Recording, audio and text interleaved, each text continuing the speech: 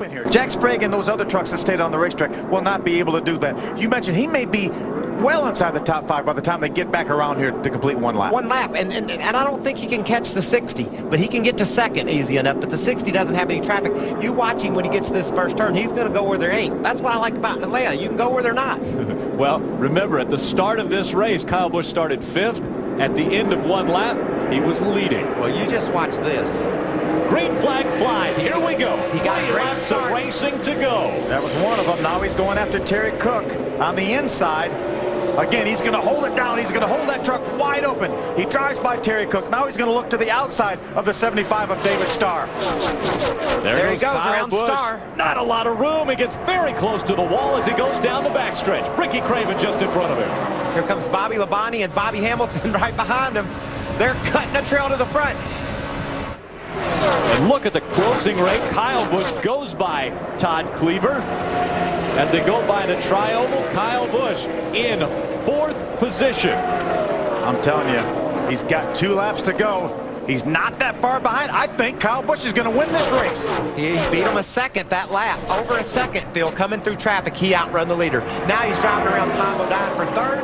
He might be leading by the time they take the white. As you mentioned, he's got fresh tires. He can go where they're not. And he is wide open. Some of these guys having to feather the accelerator as they come by the start-finish line.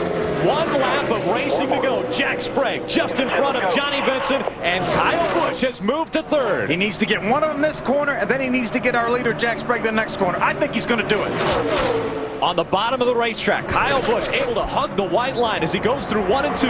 Down the backstretch, Jack Sprague will try to block. Can he block Kyle Busch? Kyle Busch looks high. They go through 3 and 4. Here comes Jack Sprague up high, and here comes Johnny Benson. Benson's going to slide out of 4th. Sprague's going to slide out of 4th, and Kyle Busch is going to win this race. What kind of finishes can we have here?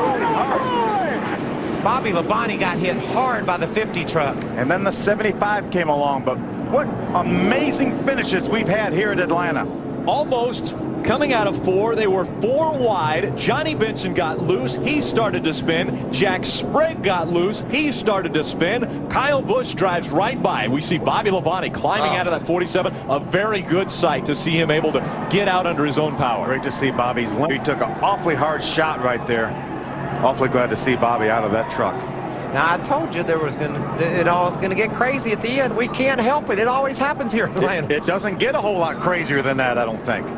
Kyle Busch did have time. Those fresh tires allowed him to pass all 8 trucks. He wins this race. Look when he ran his fastest lap of the race, Phil. The next to the last lap.